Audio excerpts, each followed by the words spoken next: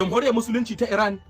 da ƙasar China da haɗin gwiwa da ƙasar Rasha za su yi wani atisayi a cikin teku ba da jimawa ba. Wato duk a cikin yankin nan na Gulf of Oman ko kuma a ce Sea of Oman. Kamar yadda kuka sani dai a halin yanzu, wato ƙasar Amurka ta ajiye jirginta na USSA Abraham Lincoln a cikin wato kusa da Gulf of Oman din, sannan kuma a cikin ruwan dai na wato gabas ta tsakiya a halin yanzu. Wanda su kuma yanzu ƙasar China da Jamhuriyar Musulunci ta Iran da kuma kasar Rasha za su yi wani haɗaka domin su yi wani aiki tukuru, sannan kuma su yi wani atisaye na sojin ruwa wanda ba a taɓa yin irin shi ba a waɗannan 'yan shekarun da ake ciki a halin yanzu. Wato wannan atisaye ne zai kunshi sojojin da ba a san iyakarsu ba, dauke da jiragen ruwan da ba a san iyakarsu ba, sannan kuma a iya lokacin da zai girgiza yankunan duniya domin a sanar da Amurka cewa fa Gulf of Oman da kuma wato yammacin Asiya da kuma tekun gabas ta tsakiya akwai masu shi, sannan kuma yana karkashin ikon Jamhuriyar Musulunci ta Iran ne da kasar Rasha da kuma kasar China. Kasancewa a halin yanzu wato kasar Amurka tana so ta yi kutse da sojojinta a yankin na gabas ta tsakiya da yammacin Asiya. Sannan kuma duk da cewa barazanar da ake a halin yanzu, ita ma Jamhuriyar Musulunci ta Iran ta girke wato jiragen ruwa ƙanana sama da 100 a yau din nan, sannan kuma ta kunna wasu na'urorin tsaron cikin ruwa masu kama da bamamai a cikin teku, kasancewar ta sa shinge tsakanin wannan jirgin na Abraham Lincoln na ƙasar Amurka da kuma yankin wato Jamhuriyar Musulunci ta Iran. A halin yanzu dai barazana ce take ma barazana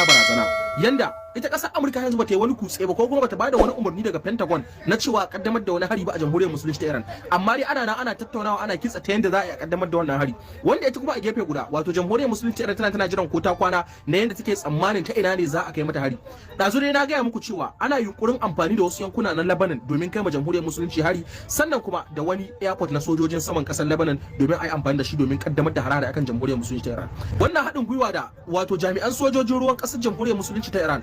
MoneyPoint is giving you free transfers for being 16 years old, 17, 18, 19, 20 till you turn 25.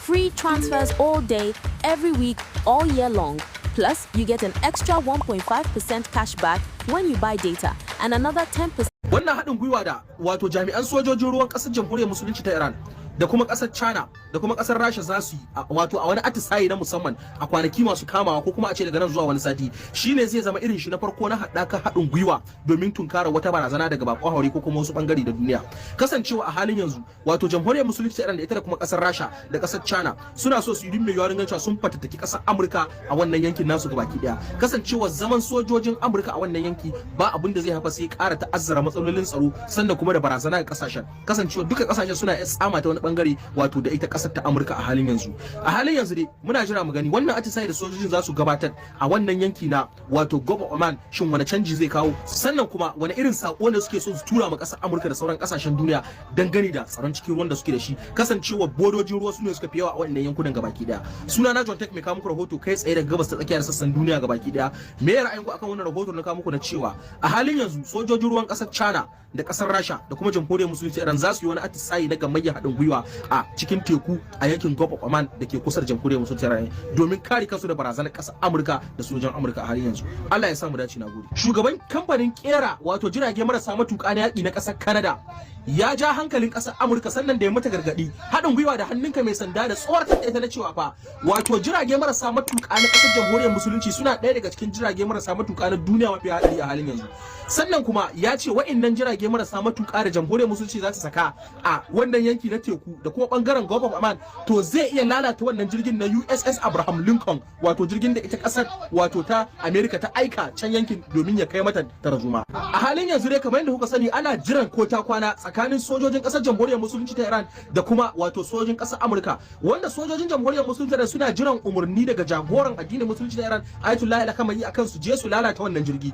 Sannan kuma a bangare guda sojojin Amurka suna jiran umarni daga Pentagon wato ma'aikatan yaƙe-yaƙe ta kasar wato Amurka domin su kaddamar ma wato Jamhuriyar Musulunci da har a halin yanzu. To yanzu dai kam kaka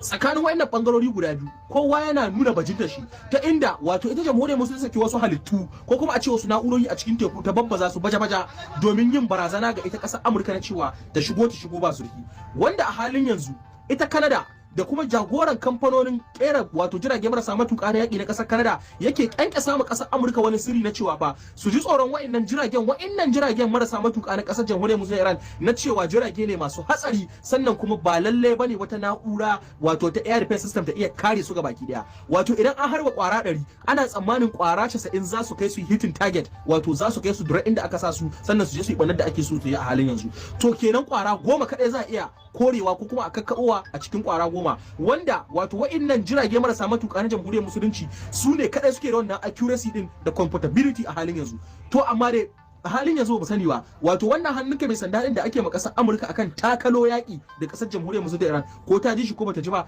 kasancewar dai na tabbatar da cewa ba wai tsoron jamhuriyar musulunci kasar Amurka take yi ba, amma tana tsoron ta kai mata hari ba a yi nasara ba, abinda zai biyo baya.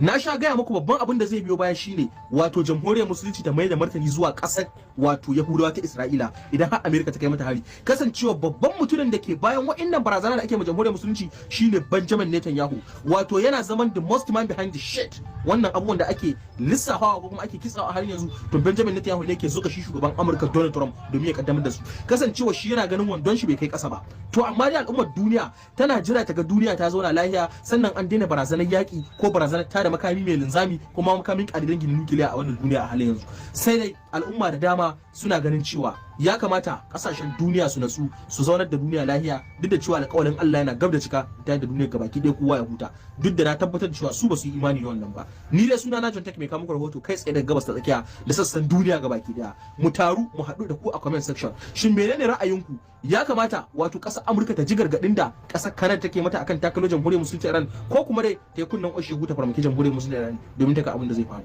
Baki na da goro sai na ji